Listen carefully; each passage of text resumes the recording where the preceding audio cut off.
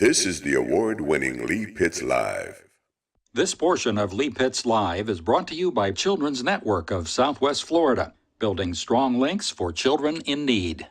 Welcome back, Southwest Florida. We're still here. Of course, we're here at the Fine Accommodations to Lee Memorial Health System, where Lee Pitts Live is traveling throughout Southwest Florida again.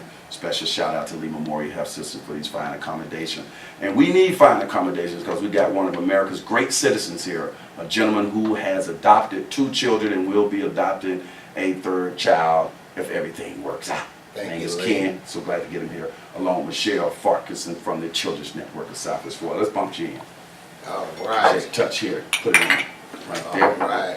Both of you, we're so thrilled to have you here. Thank you. Michelle, one of the things I said is that if everything works out, tell us in the adoption process, tell us the Sesame Street of that. Well, one of the first things that we want to do is to make sure that the family that we've identified and the child go well together. So there's a process where we introduce the family and the child together in a natural setting, give them an opportunity to spend some time together, learn more about each other, and before we move the child into the family's home. And if all goes well, after a period of supervision, then we'll move forward to adoption finalization. Excellent. Ken, how does adoption change your family's life? Oh, it changed it tremendously, Lee. My daughters, they're wonderful. I love them. You know, they just hearing the word daddy, and they call me all the time and say, I love you. And, I mean, that just really hit my heart special because me and my wife got married and we didn't have any kids. So that really enriched our lives a lot. Beautiful. Now, what made you decide to adopt? I know you didn't have any children, but there's still a thought process in that. You could have just lived a single life and be by yourself and go on cruises. Sure, you're right. But me and my wife, we got married after being together for 21 years. I see. And so we was talking one day and we said, you know what?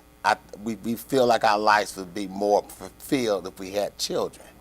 You know, so we actually wanted one girl, but we ended up moving. Yeah, we just kept moving, and so when we met the first girl, we fell totally in love with her. Her name was Sierra. My wife was, head over heels for her, and so then we ended up hearing about another young lady that needed a home, and me and her being kid lovers, you know, we love kids.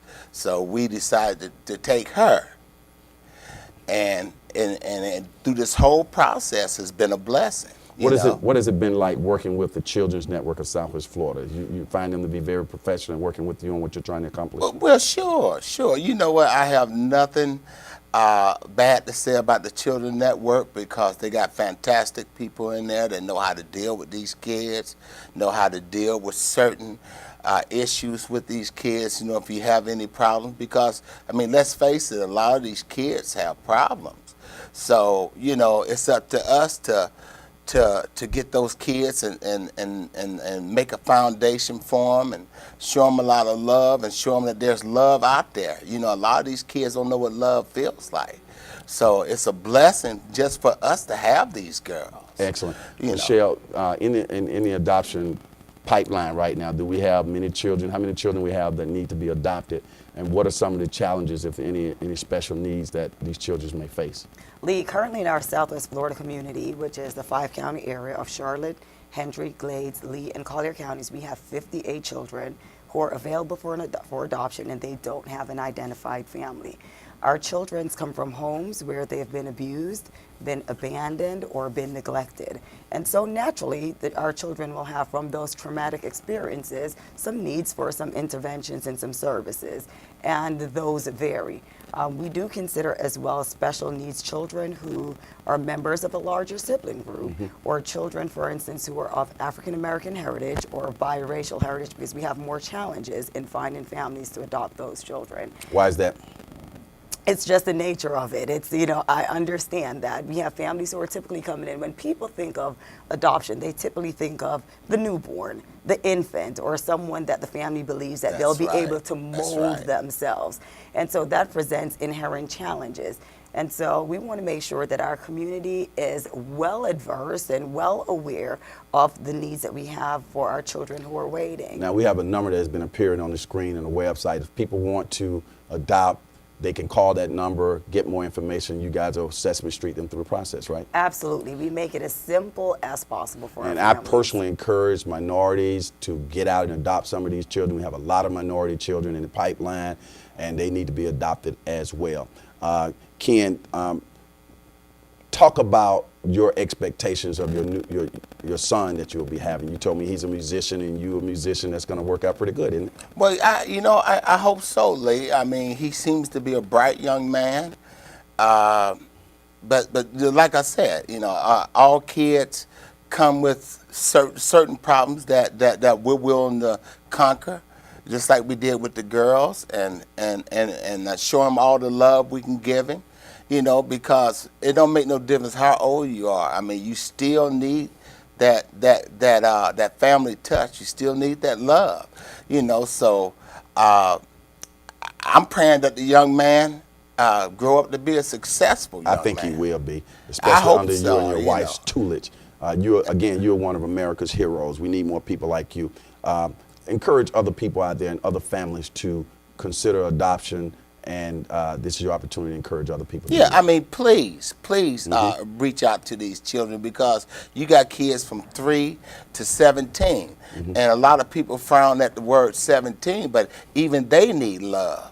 Even they need to know how it feels to have a family, how it feels to belong somewhere. So, please reach out, touch somebody. I mean, if you got extra room, and if you got love in your heart for kids, because first you got to have love for kids.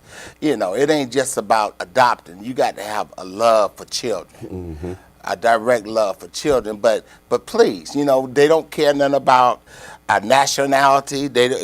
Kids don't look at you being gay or you being lesbians. They don't look at nothing about you being black, white. Kids don't see color. Kids feel love.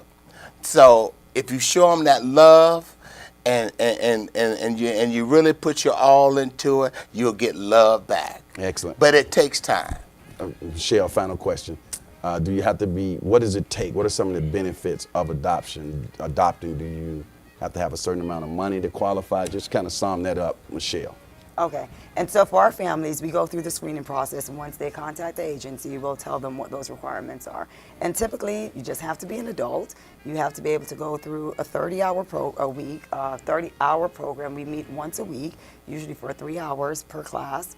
And then we do a home study process, we do background screenings, and we provide benefits to the family. We provide supervision and supports. Right. Once a child is adopted, they get a college tuition. So you don't just disappear? No, absolutely not. We stay connected with the family until the child reaches the age of maturity at 18. Right, I heard you say college tuition. Absolutely. They get free college tuition. The state pays for it.